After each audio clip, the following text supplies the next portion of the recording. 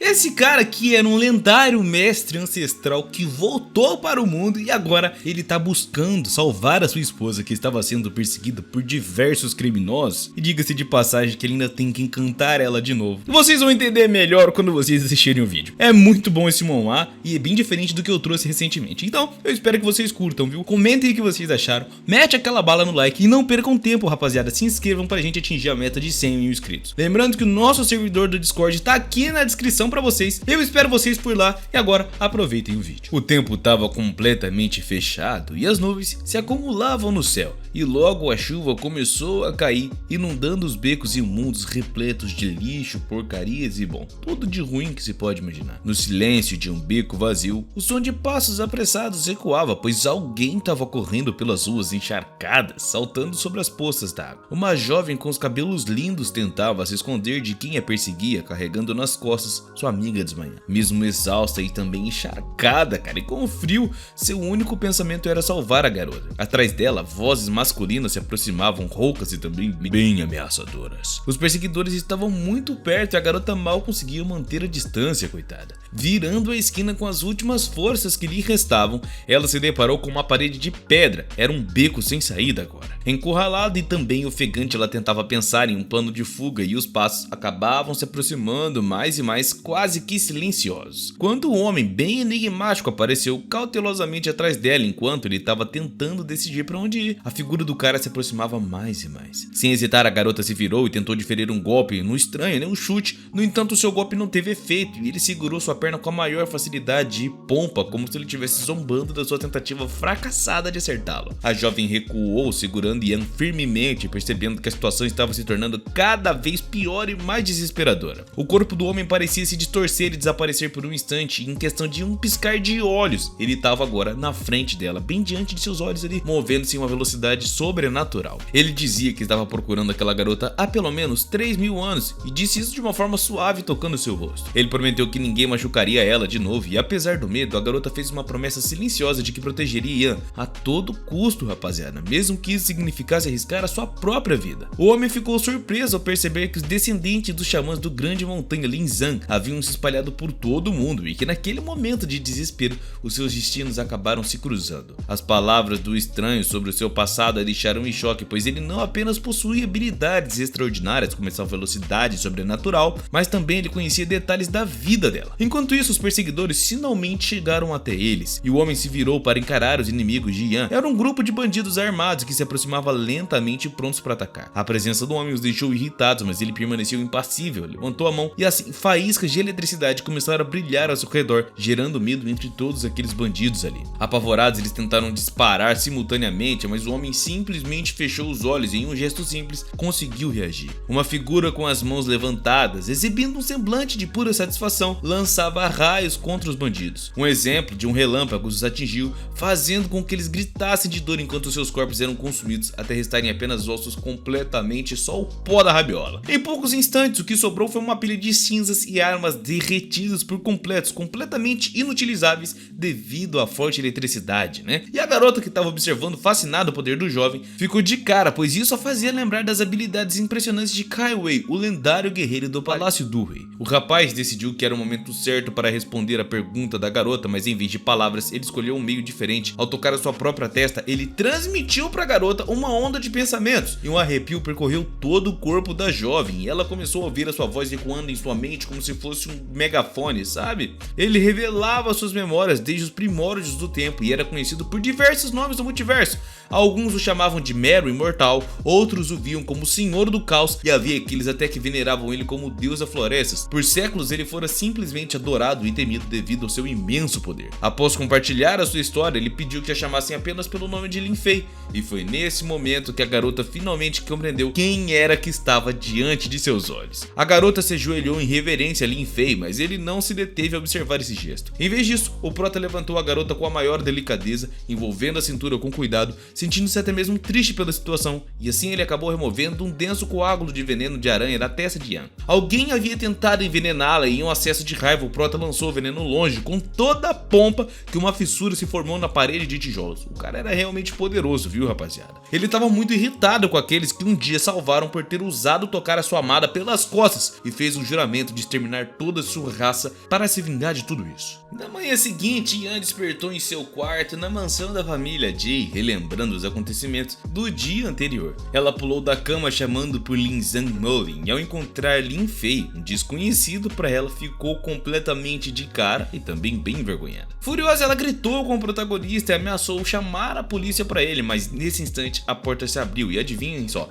Molin entrou no quarto tentando acalmá-la, explicou que Lin Fei fora quem salvá-la ela e, bom, destruir o veneno, né, por dentro do seu corpo com um antídoto, praticamente. Mesmo assim, a garota pediu que o prota se retirasse para que ela pudesse se vestir. Yan ainda não reconhecia o prota, o que incomodava um pouco, mas ele sabia que era apenas uma questão de tempo. Enquanto isso, ele se concentraria em descobrir quem é que estava por trás desse plano maquiavélico de envenenar a sua amada. Algum tempo atrás, um homem chamado Jintan, da tribo Ji, havia rezado a Lin Fei pedindo ajuda para salvar o seu clã e derrotar a aranha Xiuanzu. Então foi assim que o clã foi fundado e eles compartilharam terras com o clã Bei, criando suas próprias empresas em Shendo. Ao chegar à sede de uma dessas empresas, Lin Fei foi barrado por um segurança que tentou impedi-lo de entrar. Ignorando o guarda por completo, ele passou tranquilamente assegurando que não lhe faria mal algum. Através das câmeras de segurança, outros guardas acionaram o alarme e correram para ajudá-lo. Quando as portas do elevador se abriram no andar 46, os guardas estavam prontos, armados até mesmo com tasers, mas os choques elétricos não lhe surtiram efeito. Sem levantar as mãos, o protagonista os afastou e entrou no escritório com toda a pompa. Dentro da sala tinha uma mulher que estava visivelmente incomodada e nervosa, olhando ele com completa desconfiança. Ignorando as suas ameaças, Lin Fei foi direto ao ponto, perguntando o que ela sabia sobre o veneno. Tremendo, ela respondeu enquanto lentamente pegava uma arma. Novamente, o nosso herói estava sentado sobre uma mesa, completamente alheio à ameaça representada pela aranha de Wango, que ainda estava por ali, só que ninguém sabia, né? E o nosso herói sabia que o clã provavelmente nem fazia ideia da presença da aranha, já que a criatura era pequena e também muito discreta. Porém, a paciência da mulher estava acabando. Ela se levantou, pegou uma arma e apontou diretamente para o protagonista. Contudo, Lin Fei não se moveu, continuando a conversa com uma calma arrogante, zombando do clã e perguntando como é que haviam chegado a tal ponto, dado seu comportamento. Tremendo de nervosismo, a jovem ameaçou usar a arma contra ele e antes que pudesse sequer reagir, o seu pai acabara de chegar ali e rapidamente arrancou a arma de sua mão. Desesperada, ela pediu ajuda ao pai, mas ele, como chefe da família, ignorou seus apelos. Para a surpresa e incredulidade da jovem, o pai se ajoelhou diante do protagonista, reconhecendo completamente o teu poder. Ela quase ordenou que ele se levantasse, mas pediu que ela fizesse o mesmo. Indignada, a garota, que nunca havia visto sua família se curvar a ninguém, considerou aquilo uma humilhação, afinal não era normal isso acontecer com eles, né? Frustrada com a atitude do pai, a jovem observou o chefe da família deixar o escritório, claramente exausto pela batalha interna que enfrentava. Lin Fei então mandou que o chefe se ajoelhasse novamente e revelasse tudo o que sabia sobre a aranha Wango. O líder do clã pediu desculpas pelo comportamento de sua filha, explicando que ela havia sido mimada desde pequena e que não tinha ideia da existência de Lin Fei. Ele contou que a aranha sempre esteve sob a vigilância do clã Xin, na caverna Jundian, mas em um certo dia ela simplesmente desapareceu do seu lugar habitual e parecia que de algum modo misterioso essa aranha havia caído nas mãos da família Bei. O chefe ficou muito de cara com essa informação, pois nem mesmo a sua família conseguia controlar aquela aranha, então como é que os outros conseguiriam? O nosso herói, de uma forma bem calma, perguntou sobre o anel de sacrifício, e o chefe acabou explicando que o anel tinha sido dado ao filho mais novo de Minju, mas também foi encontrado na posse de Ben Fei Li, onde ele afirmou que precisava dele para fazer um sacrifício aos ancestrais. Na verdade, as intenções deles eram apenas aproveitar a oportunidade para derrubar o clã que os oprimia há quase 4.000 anos, e que parecia ser uma razão também bastante suficiente para essa tal traição, né, rapaziada? Cá entre nós. Finalmente, o chefe da família Inen compreendeu o que havia acontecido com seu filho Minju e o que estava sofrendo com envenenamento há pelo menos mais de 7 meses. Ele se ajoelhou novamente, suplicando ao protagonista pela sua ajuda, ciente de que apenas ele poderia salvar o seu filho. O veneno já havia afetado a alma de Minju, mas ainda havia uma chance de salvá-lo, desde que o chefe conseguisse preparar um remédio seguindo as instruções do protagonista, e esse não seria um remédio comum não, mas sim uma cura bem rara e milagrosa, difícil até de ser feita. O nosso protagonista acabou deixando o escritório e pediu ao chefe que chamasse ele assim que tivesse reunido todos os ingredientes necessários. Mais tarde, o curandeiro Juanin examinava o pulso delicado de Ian enquanto uma jovem ao seu lado estava observando por completo. O velho sábio acariciou sua barba e com um sorriso muito mais do que satisfeito confirmou que a menina estava completamente curada. Ian, por sua vez, acreditava que o curandeiro havia sido responsável por salvá-la da morte, porém Molin tinha plena consciência de que a verdadeira salvação vinha unicamente do protagonista e de mais ninguém, que a garota até deveria aceitar isso, né? Agradecida pela ajuda, Ian entregou um cheque de 80 milhões ao curandeiro Ramin. Entretanto, o remédio do cara não servia pra nada contra o veneno da aranha Wangu. Aproveitando-se da falta de conhecimento da garota, o cara aceitou o pagamento prometendo ajudar o filho dela, Milau, percebendo o que estava acontecendo e decidiu intervir para explicar a verdade, tentando convencer a Ian a não dar uma quantia tão alta para um charlatão. No entanto, o cara cortou de uma forma brusca sem prestar atenção. Relutante em prolongar um conflito, Milão apareceu aceitando a situação. Pouco tempo depois, o nosso herói recebeu uma ligação de Molin, que estava preocupada com o que estava ocorrendo. Ao descobrir que um charlatão havia enganado a sua amada, o nosso herói ficou de cara, né, rapaziada? Afinal, não se passa a perna na namorada dos outros, não. O que poderia ter sido uma transação simplesmente na moralzinha ali acabou virando uma traição e enganação, e agora Huamin teria que enfrentar a ira do nosso herói. Enquanto isso, o renomado curandeiro Yao Wang chegava a Hilton Bay, onde uma pessoa estava procurando ele para tentar salvar o seu pai que estava com câncer no fígado. Lin Fei de imediato interveio afirmando que o médico não poderia ajudar o homem à beira da morte, pois a sua raiva estava direcionada a se vingar de Huamin. Sua atitude foi considerada arrogante e também muito desrespeitosa por todo mundo que estava ali ao redor, levando alguns até mesmo a chamar os seguranças. Os guarda-costas avançaram em direção a Lin Fei confiantes em suas habilidades nas artes marciais. Contudo, nosso herói desviou de todo mundo e de todos os golpes com maior facilidade, usando apenas os dedos, e tocou nos pontos vulneráveis de cada oponente, neutralizando eles por completo. Huamin, curioso sobre quem havia ousado invadir o seu espaço e causar tamanha confusão, acabou aparecendo ali. Ele acreditava que havia uma maneira mais justa de lidar com as coisas, mas o protagonista estava longe de buscar uma solução pacífica. Huamin entendia bem que o seu legado vinha de uma longa linhagem de médicos habilidosos, descendente de Huatu e também o renomado curandeiro, e ele até se orgulhava disso. No entanto, nosso herói estava ciente de que os descendentes de Huatu estavam se desviando desse legado, explorando o nome do seu antepassado de uma maneira imoral e que agora atraíra a ira do imortal. O jovem Huan Shen, também indignado, começou a defender a honra do seu avô, perguntando ao protagonista se ele sabia com quem é que estava lidando e o quão fácil seria arruinar a vida de alguém com apenas uma única palavra vinda deles, né? O nosso herói, completamente de boa e tranquilo, respondeu que sabia muito bem quem ele era, o avô de sua futura nora. Essa declaração inesperada deixou todo mundo de cara, especialmente o velho curandeiro. Para Huamin, curar o câncer de fígado era impossível, mas para o nosso herói aquilo era uma tarefa mais do que simples, brincadeira de criança. Desafiado a provar as suas palavras, Lin Fei não hesitou e com um único movimento. Um movimento bem rápido, ele fez com que um kit de tratamento médico flutuasse ao ar. Agulhas começaram a voar em direção ao paciente idoso, perfurando a sua testa e ombros com a maior precisão e pompa de velocidades impressionantes. Huamin, que havia ouvido falar desse método lendário através das histórias contadas pelo seu próprio avô, ficou atônito ao ver a técnica em ação pela primeira vez. O corpo do idoso começou a tremer violentamente enquanto as células cancerígenas eram expelidas dramaticamente do seu corpo, confirmando o incrível poder de cura de Lin Fei. Depois de realizar uma cura milagrosa, o protagonista retirou uma substância preta da boca do paciente e cortou as agulhas médicas no ar, demonstrando também uma grande maestria nessa hora. Ele então pediu ao curandeiro que verificasse o estado do seu avô e, para a surpresa de todos,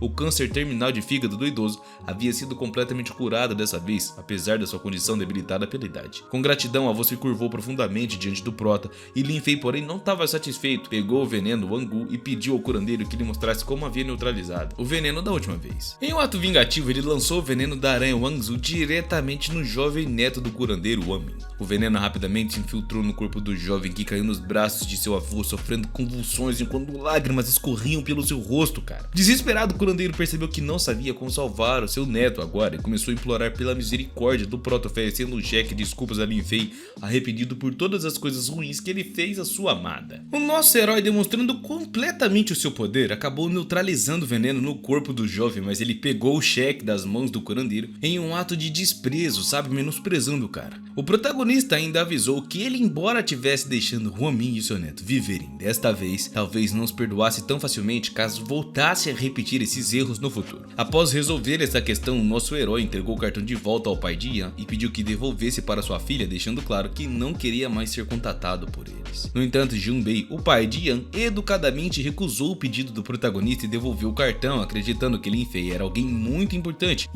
até demais para ser ignorado. O curandeiro Huamin, impressionado com com que o protagonista havia feito, perguntou como é que ele conhecia os métodos de cura e se ele estava familiarizado com o grande sábio das lendas. Lin Fei, em resposta, simplesmente disse de uma forma bem calma que ele próprio era o grande sábio das lendas, o que fez o Huan cair de joelhos implorando pelo perdão e também pela falta de respeito que ele tivera com o protagonista. Durante todo esse tempo, o protagonista também aceitou o cartão de visita de Hiton Ben, reconhecido um gesto amigável. Hiton Ben e também o pai de Yan ficaram muito felizes com a possibilidade do protagonista estar se aproximando da família e com esperança de que ele talvez pudesse se tornar até mesmo o genro da família no futuro. Olha só, pessoal. Em um outro ponto, o protagonista foi até a He Corporation para desenvolver e devolver o cartão de Yan. Molin, preocupada com a situação, ligou para Lin Fei pedindo que ele ajudasse Yan, e enquanto isso, um jovem funcionário da corporação entrou sem sequer ser convidado no escritório da diretora Yuan, tentando persistentemente convidá-la para jantar. Ele já havia tentado diversas vezes, mas Yuan recusava literalmente, rapaziada, todas. Nunca aceitou, o que não impedia ele de continuar insistindo sempre. Nesse momento, o protagonista acabou entrando no escritório acompanhado por Molin. Yuan ficou envergonhada quando o protagonista chamou pelo nome, enquanto o jovem funcionário, irritado com a interrupção, começou a bombardear o prota com perguntas e a confrontá-lo. Lin Fei, no entanto, ignorou a atitude insolente e com a maior calma se aproximou de Yuan, convidando ela para jantar. A paciência do jovem funcionário se esgotou e ele acabou perdendo a postura, gritando com o protagonista e chamando a segurança para expulsá-lo do prédio. Os guardas chegaram rapidamente, mas ao perceberem a presença de Lin Fei, partiram com a mesma rapidez, temendo seu próprio poder. Depois de lidar com os guardas, o protagonista caminhou agora em direção ao funcionário insolente. Era um homem loiro e lhe deu um tapa tão forte que a sua bochecha imediatamente ficou vermelha e inchada, demonstrando que o prota não tolerava desrespeito. Mais desrespeito que isso, rapaziada, é só um cara lá no centro da cidade encostar no seu carro e acabar riscando porque ele tava relaxando em cima do seu carro, sabe? Após o incidente no escritório, o jovem funcionário insolente, ao perceber que o prota possuía um cartão de apresentação roxa e dourada, que era da Elite, ficou imediatamente alarmado também. Aquele cartão só era entregue a pessoas de grande influência, muito acima da sua própria posição. Embora ele ainda não tivesse entendendo completamente quem era o protagonista, ele percebeu que estava diante de alguém extremamente poderoso e influente também. Nervoso, ele tentou se redimir, passando as mãos pelo cabelo e pedindo desculpas de uma forma quase inaudível. No entanto, o protagonista, muito irritado, perseguiu verbalmente e o loiro insolente fugiu do escritório completamente em pânico, com seu orgulho praticamente ferido. Com a situação resolvida, Lin Fei convidou Yan para jantar em um luxuoso hotel 5 estrelas em Yilan. Para alguém como o protagonista, alguns milhares de yuans não eram nada e um simples café não parecia inapropriado. Yan, embora surpresa, percebeu algo peculiar. Apesar do protagonista claramente ter grandes recursos financeiros, as suas roupas eram bem simples, o que constatava um pouco a opulência do ambiente. No restaurante, após se sentarem à mesa, Yuan pegou o cartão que o Huan havia enganado e perguntou a Lin Fei como é que ele conhecia o seu pai. O protagonista respondeu friamente à garota, mencionando que ele só havia encontrado o pai dela uma única vez. E a garota, cada vez mais confusa, não entendia como, após um único encontro, aquele jovem havia se tornado um convidado de honra na empresa do seu próprio pai. Durante o jantar, o nosso herói revelou à garota que havia curado seu avô de câncer de fígado, uma revelação bem chocante para ela. Após o jantar, o protagonista a levou para casa na mansão Hai, onde foram recebidos calorosamente pelos pais e pela família de Yuan Ter. Assim que as portas se abriram, a família inteirinha veio cumprimentar o prota, gratos pela visita e também pela cura que ele fez no avô. Yuan se sentiu envergonhado e surpreso com a recepção calorosa que o prota recebeu, não esperando que ele fosse tão importante assim para sua própria família. O chefe da família, grato pela cura do avô, ofereceu ao protagonista um delicioso chá, mas Yuan duvidava das palavras do curandeiro. Voltando-se para o pai, ela expressou suas suspeitas de que o curandeiro estava enganando a todos. No entanto, o pai da garota parecia mais interessado em saber sobre o relacionamento entre a sua filha e Lin Fei, começando a fazer bastantes perguntas, umas perguntas bem persistentes sobre cada detalhe das suas interações. Essas perguntas inesperadas deixaram a garota completamente confusa e ela desviou o foco das perguntas para sua amiga Molin, o que deixou seu pai também bem curioso sobre se a aparência de sua filha era inferior à de sua amiga. Enquanto isso, algo sinistro estava acontecendo do lado de fora. Assassinos mascarados e homens armados cercaram a propriedade da família Hai. O protagonista, sempre alerta, percebeu imediatamente a ameaça iminente e determinou com a maior precisão e pompa o número de inimigos ao redor. Ele decidiu lidar com os mercenários de imediato, afirmando que ele precisava tomar um pouco de ar fresco. Assim que saiu da propriedade, os assassinos atacaram com facas e com um único movimento, o nosso herói, o grande imortal, mandou os assassinos da Elite em pedaços para a vala. O mercenário sobrevivente, horrorizado, observou as partes dos caras caindo do céu ao seu redor, tremendo de medo, e ele mal conseguia manter a compostura diante da destruição que o protagonista causou. Comentem, rapaziada, vocês acham que ele usou o Santo Ryu? Com a faca tremendo na frente dele, o mercenário começou a murmurar ameaças fracas, claramente muito apavorado. O protagonista, implacável e sem nenhuma misericórdia com seus inimigos, só queria saber uma única coisa: quem é que havia mandado os assassinos atrás de sua amada. Os assassinos pertenciam ao temido grupo dos assassinos noturnos, conhecidos por trabalharem sempre por dinheiro e nunca revelarem a identidade dos seus contratantes. Após obter essas respostas que ele precisava, o protagonista não pensou nem duas vezes antes de acabar com o mercenário. Toda a família Ding assistia horrorizada àquela cena brutal, e Molin, observando tudo, lembrou-se de que os assassinos noturnos eram o grupo mais perigoso da cidade. O telefone do mercenário morto tocou de repente, vindo de um número desconhecido, e o prota acabou atendendo. Do outro lado da linha, uma voz perguntou se a missão havia sido concluída com sucesso e com toda a pompa. Claramente, o garotão, o contratante dos assassinos, não esperava que os seus mercenários falhassem tão miseravelmente. O prota, com muita raiva, ameaçou o líder dos mercenários ali, dizendo que se ele não quisesse ver o seu próprio grupo destruído, eles deveriam se manter bem longe dele e da sua amada. Após desligar a chamada, o nosso herói jogou o telefone de volta no corpo do cara e estava furioso com os assassinos e com aqueles que os haviam contratado. Com um estalar de dedos, uma chama vermelha surgiu, devorando rapidamente os corpos dos mercenários, e em seguida ele se aproximou de Molin, perguntando quem eram aqueles assassinos noturnos, ou sabe-se lá Deus o que. Molin explicou que esses caras formavam o maior grupo de criminosos da China, liderado por 3 figuras: Black Rose, Datura e Spider Lily. As palavras de Molin fizeram o protagonista refletir se aqueles caras realmente poderiam ter alguma ligação com Hainon, o filho mais novo do Imperador Zanu, que, possuído por um espírito maligno, agora estava fundando o primeiro grupo de assassinos da história. Enquanto isso, uma área afastada de Chengdu, Black Rose, uma jovem e líder dos assassinos noturnos, gritava furiosa. Mais uma missão havia fracassado e ela não estava nada satisfeita com o desempenho dos seus mercenários. Irritada com 2 fracassos consecutivos, ela decidiu chamar um dos seus melhores assassinos, denominado como Pesadelo. Atendendo a ligação, o cara já estava completamente sem paciência, reclamando de tantas missões seguidas e desejando descansar. Mas a oferta de uma recompensa de 2 milhões logo convenceram o cara, né? Afinal, pagando bem que mal tem, né? E ele só precisava saber o nome do alvo para concluir o objetivo. Enquanto isso, o jovem funcionário da empresa, ainda guardando rancor de Lin Fei por tê-lo humilhado, seguia as instruções de Anne, a sua secretária, que havia tentado procurar informações sobre Lin Fei, mas não acabou encontrando nada. Anne ingenuamente concluiu que, por não haver registros sobre o protagonista, Lin Fei não deveria ser ninguém importante, e o orgulho ferido do jovem não queria deixá-lo aceitar a vergonha, e agora ele estava determinado a todo custo destruir o protagonista, custando o que custasse. Na manhã seguinte, Lin Fei trabalhava calmamente em alguns amuletos de proteção, sem imaginar os próximos desafios que estavam por vir. A família de Yan entregou os amuletos para a família Jin, que supostamente serviriam para protegê-los contra possíveis ameaças. Yuan, ainda cético sobre Lin Fei, perguntou de uma forma desconfiada para que é que serviam aqueles amuletos. Mas antes que pudesse obter uma resposta, Lin Fei, apressado, apenas pediu que os usassem sempre. Ele estava imerso em suas reflexões sobre a investigação, quando de repente, uma van branca parou bruscamente à sua frente e de dentro saiu um grupo de bandidos agressivos, claramente à procura de Lin Fei. Não era difícil adivinhar quem havia mandado aqueles capangas armados com facas, e os bandidos estavam dispostos a atacá-lo, já que receberiam uma recompensa de 500 por cada golpe bem sucedido. O prota, no entanto, permaneceu calmo. Ele ergueu a perna e canalizou uma corrente de eletricidade através do seu corpo, batendo com força no chão. Uma onda de energia elétrica se espalhou ao redor, lançando os bandidos pelo ar com uma velocidade incrível, e o prota avançou rapidamente e deferiu um dos seus chutes mais poderosos no caminhão,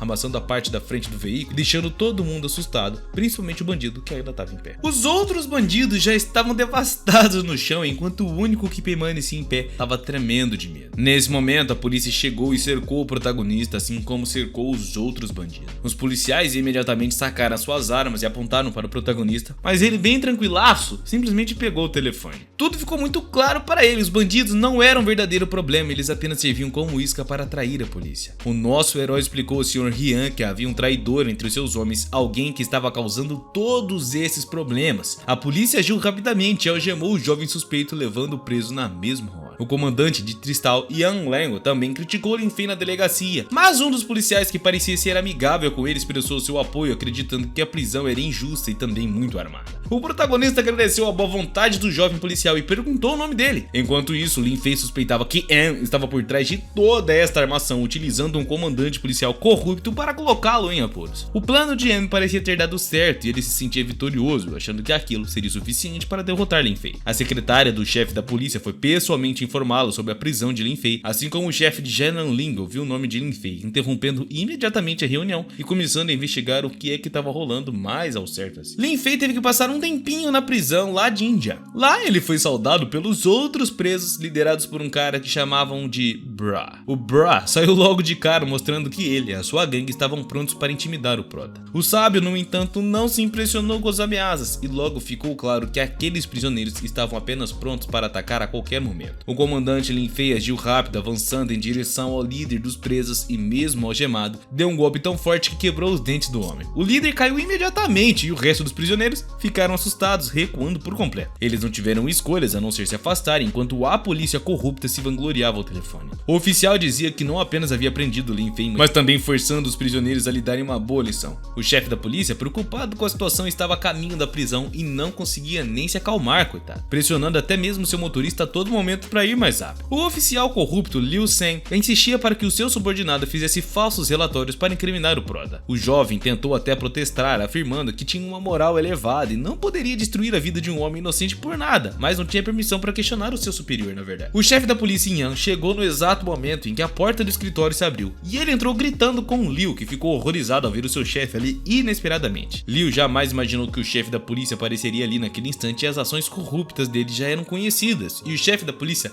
não estava disposto agora a ouvir as suas desculpas medíocres. Liu foi preso na mesma hora e o chefe Jiang deixou claro que o dever da polícia era proteger a população e não explorar ou incriminar ela por interesses próprios. Jiang então se aproximou do jovem policial e pediu que ele levasse até o protagonista. O policial, espantado, percebeu que Lin Fei não era um prisioneiro normal, afinal o próprio chefe da polícia estava vindo pessoalmente para tirá-lo da cela, né? Não era normal isso acontecer. Quando o oficial abriu a porta da cela, ele revelou a Lin Fei que havia sido colocado propositalmente em uma cela com criminosos perigosos, com a expectativa de que não sobrevivesse, mas assim que ele abriu a porta, o oficial ficou em estado de choque. Ele não podia acreditar no que via ali diante de seus olhos. Todos os criminosos perigosos que dividiam a cela com o protagonista estavam cobertos de hematomas e feridas, agindo como se fossem seus cachorrinhos. Quando o chefe da polícia apareceu, o protagonista se levantou calmamente e cumprimentou ele pelo nome, como se fosse um velho conhecido. A última vez que Jiang havia visto o protagonista foi em sua juventude e ele estava surpreso ao notar que Lin Fei não havia mudado nada desde então. Respeitosamente, o chefe da polícia se curvou diante do protagonista pedindo desculpas, garantindo que todos os policiais corruptos seriam punidos como deveriam ser. Os prisioneiros, observando a cena, ficaram cada vez mais confusos, sem entender quem era aquele jovem diante de quem até o chefe da polícia se curvava. Enquanto isso, Yan continuava tentando ligar para Shanghai, preocupada, já que o telefone dele estava desligado. Ela não conseguia entender por que estava demorando tanto para processar alguém que parecia ser apenas um guarda-costas. Pela primeira vez em sua carreira, o tio Liu teve que ligar pessoalmente para a corporação, coisa que ele nunca tinha feito antes. Ao atender o telefone, o tio imediatamente começou a repreender Shanghai por tudo que tinha feito contra Lin Fei. O jovem ainda não compreendia quem era Lin Fei, achando que ele não passava de um simples guarda-costas, mas Liu estava furioso e a liderança inteira da polícia havia se mobilizado para libertar Lin Fei. Shanghai, confuso e desesperado, se afundou no sofá sem entender quem era de fato, aquele misterioso garoto que todo mundo pagava um pau. Ele percebeu que havia cometido um erro gravíssimo. Um barulho forte ecoou quando alguém bateu na porta do escritório. A equipe, concentrada em seu trabalho, nem olhou para cima e então o protagonista entrou. Ao vê-lo, Ji se levantou, feliz em receber o visitante. No entanto, o prota não estava lá para fazer um pedido, mas sim para dar uma ordem. Ele queria ser designado para uma posição na empresa.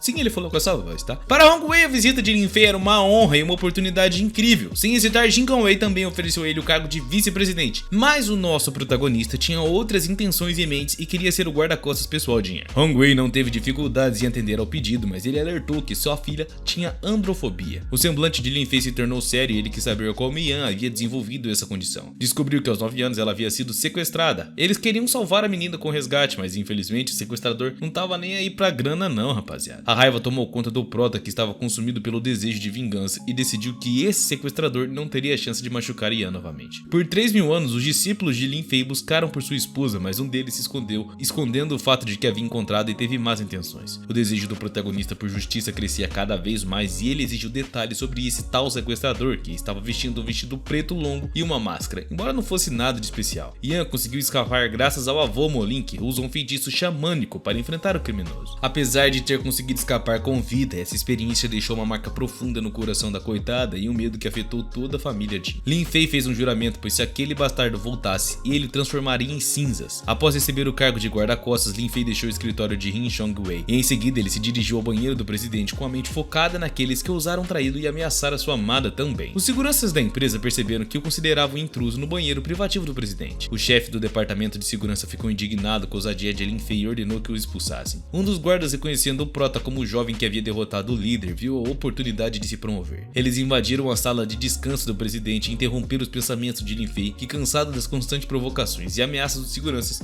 acabou ficando mais irritado do que já tava. Yong, um dos guardas, decidiu atacar o prota que tava ali tranquilinho na boa. O jovem guarda-costas entrou apressadamente na sala e começou a insultá-lo sem perceber que estava prestes a desencadear uma coisa muito grave. Ele tremia de emoção e medo sem conseguir suportar a conversa do guarda e de repente deu um tapa no rosto de Lin Chong, ordenando que ele ficasse calado de uma vez por todas. Enquanto isso, ele até tomou seu café calmamente, discutindo com os confusos guardas da cela. Eles lutavam para se curvar diante dele e começaram a se desculpar, mencionando seus nomes, e o jovem que liderava a segurança prometeu que da próxima vez não hesitaria em demiti-los completamente, mesmo que eles pedissem desculpas, mas não guardaria rancor também não. A falta de respeito dos guardas não foi o suficiente para satisfazer aquele cara. Eles não estavam dispostos a perdoar alguém que não se preocupava em se curvar em sinal de respeito para um cara tão grandioso contra o prota. Assim que An se dirigiu a Lin Fei, ele se curvou reconhecendo a grandeza do sábio imortal, porém isso ainda não era o bastante para o protagonista e já sabia que para obter perdão, An teria que se desculpar sinceramente.